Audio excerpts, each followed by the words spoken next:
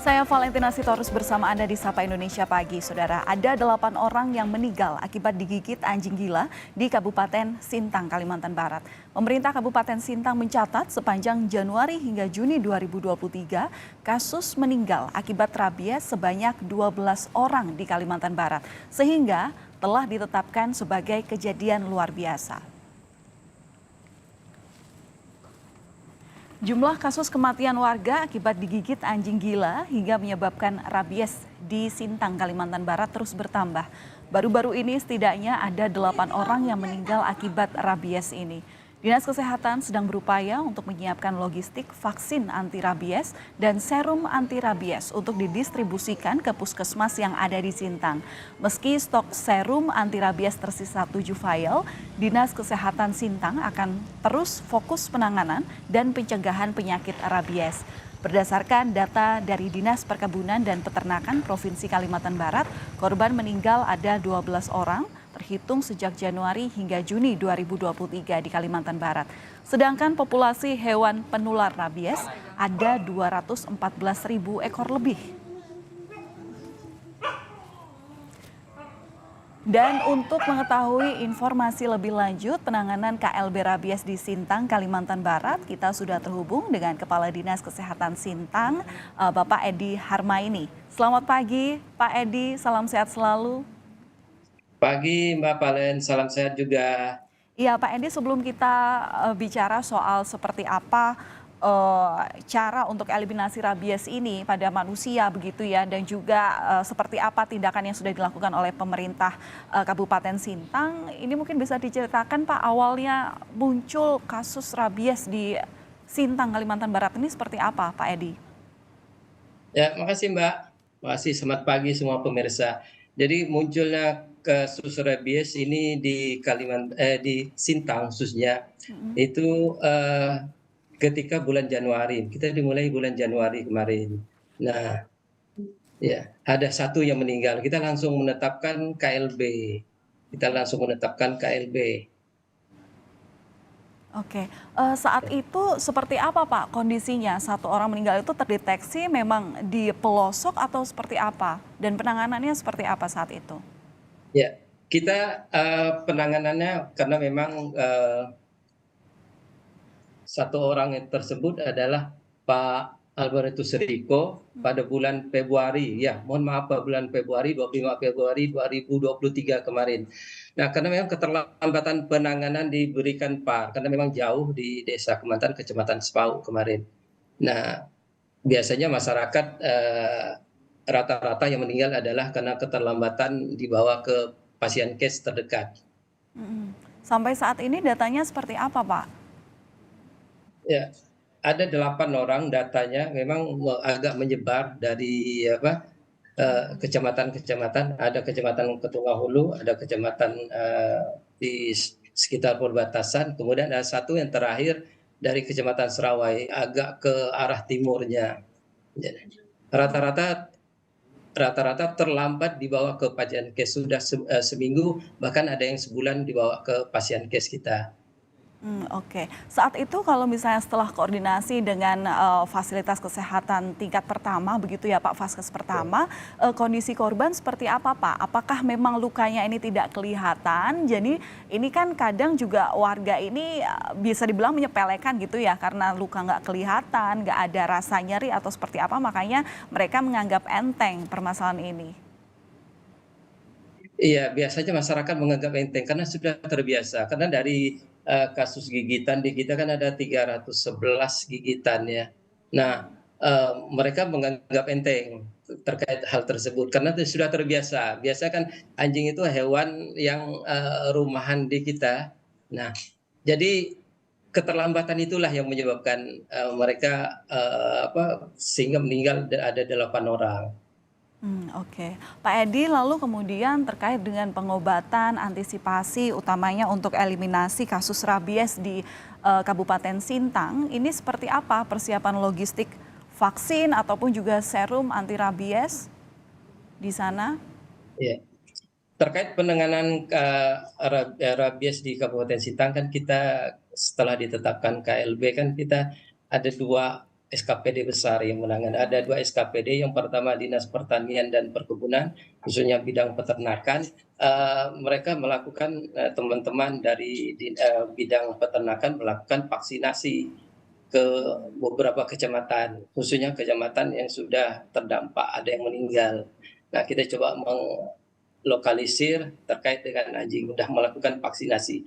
Saya kurang tahu jumlahnya berapa terkait dengan itu, tapi teman-teman sekarang sudah eh, berjibakulah di lapangan dengan kondisi alam, kondisi infrastruktur dan segala macam. Nah, itu dari SKPD-nya terkait anjing. Tapi kalau kami dari Dinas Kesehatan, kita yang pertama sudah kita mendistribusikan PAR maupun SAR ke seluruh pasien kes yang ada 20 kesmas, kita lakukan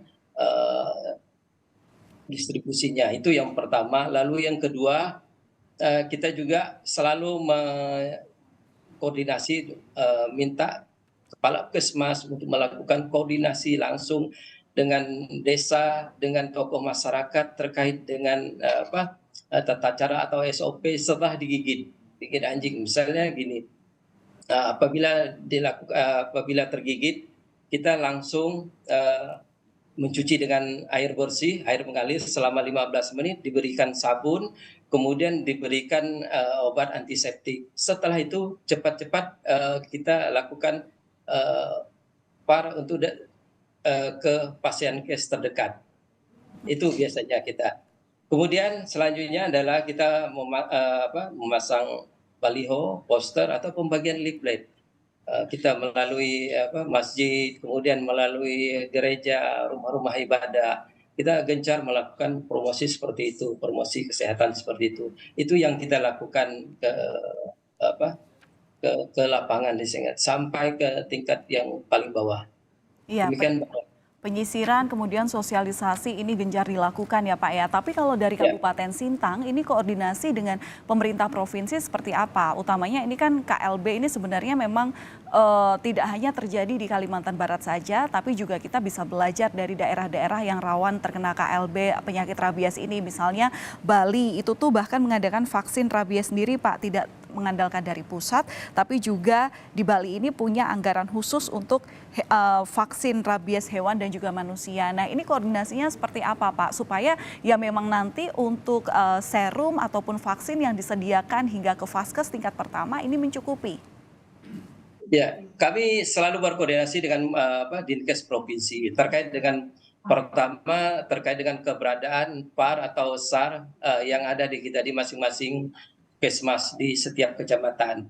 Nah, di kita ada dapat bantuan dari pemerintah provinsi terkait dengan PAR itu ada 500 vial, kemudian SAR ada 10 vial. Kita tinggal menunggu kiriman. Tapi di kita di tingkat lapangan itu masih ada. Setiap pasien kes kami selalu koordinasi, selalu berhubungan dengan kepala Kesmas untuk selalu melaporkan berapa sisa PAR atau vial atau PAR atau SAR yang ada di masing-masing pasien kes kita. Kita selalu seperti itu, secara berjenjang mereka melaporkan kita juga melaporkan ke Dinkes provinsi. Oke, Pak Edi tadi saya juga tertarik dengan pernyataan Anda bahwa ketika ada satu kasus di sebuah kecamatan katakanlah begitu langsung ada melakukan lokalisasi begitu. Nah ini apakah memang ada rabies centernya atau seperti apa Pak? Kita belum ada rabies centernya di sini, tapi kita secara fungsional Dinas Peternakan itu langsung lokalisasi, langsung melakukan vaksinasi terhadap hewan peliharaan yang ada di lapangan. Nah, kami ketika itu ditetapkan ada satu meninggal, kita harus sudah siap-siap. Kita komunikasi dengan teman-teman puskesmas di masing-masing kecamatan untuk selalu waspada. Jadi masing-masing kecamatan kepala puskesmasnya itu selalu siap terkait dengan ketersediaan vaksin yang ada di masing-masing puskesmas. Kemudian mereka juga kita minta di setiap kesempatan untuk selalu melakukan promosi kesehatan terkait dengan rabies ini. Itu yang kita lakukan. Oke, baik. Pak Edi, untuk eliminasi penyakit rabies ini yang jelas penularannya dari hewan begitu ya Pak. Apakah hewan-hewan yang berpotensi terkena rabies ini dimusnahkan atau ada pengawasan tersendiri Pak? Pengobatannya seperti apa? Ya, kita kerjasama dengan pemerintah desa, kemudian tokoh masyarakat. Yang pertama kita melakukan sosialisasi, seperti yang saya sampaikan tadi. Lalu yang kedua, kita minta mereka untuk mengandangkan. Jadi tidak dilepas liarkan seperti itu, mengandangkan. Lalu yang mengandangkan karena gini, untuk mempermudah ketika kita melakukan vaksinasi. Kemudian yang kedua, untuk mencegah mereka bisa menggigit kita, menggigit manusia khususnya. Oke. Pak Edi, jadi kalau untuk update data terbaru, ini di luar pasien yang meninggal dunia, ini kami konfirmasi, kami minta penegasan ada 8 orang ya Pak di bulan ini, dan yang data yang mereka masih dirawat ada berapa dan seperti apa untuk penanganan terkait penyembuhan kondisi pasien yang saat ini mungkin masih dirawat? Ya, nggak ada yang dirawat Mbak. Jadi ada 311 gigitan, 8 yang meninggal, nggak ada yang dirawat.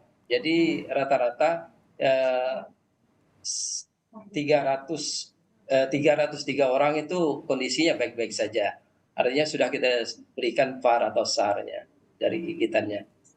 Oke, Pak, apakah ada imbauan kepada masyarakat, utamanya di wilayah Sintang, apabila memang nanti ada kecurigaan dari mereka, kekhawatiran begitu ya, apalagi ketika mereka yang punya memelihara hewan-hewan yang rentan terkena rabies, seperti apa supaya nanti bisa cepat ditangani oleh Vaskes, fasilitas kesehatan, kemudian juga tidak terlambat. Adakah imbauan, Pak Edi? Ya, yang pertama dari aspek kesehatan ya, ketika terjadi gigitan, masyarakat harus mencuci tangan yang kena digigit, yang bekas gigitan itu di air yang mengalir selama 15 menit. Kemudian diberikan sabun, dicucinya dengan sabun, karena memang virus rabiesnya rentan akan mati dengan sabun. Kemudian diberikan antiseptik, kalau memang bisa tersedia diberikan antiseptik. Lalu yang ketiga adalah segera ke paskes terdekat untuk diberikan VAR. Itu terkait dengan penanganan pasca gigitan. Lalu kami sampaikan kepada seluruh masyarakat Kabupaten Sintang khususnya, agar mengandangkan hewannya untuk sementara, karena memang kita dalam posisi KLB, hewan semua didata, dikandangkan, kemudian nanti mempermudah kita untuk melakukan vaksinasi.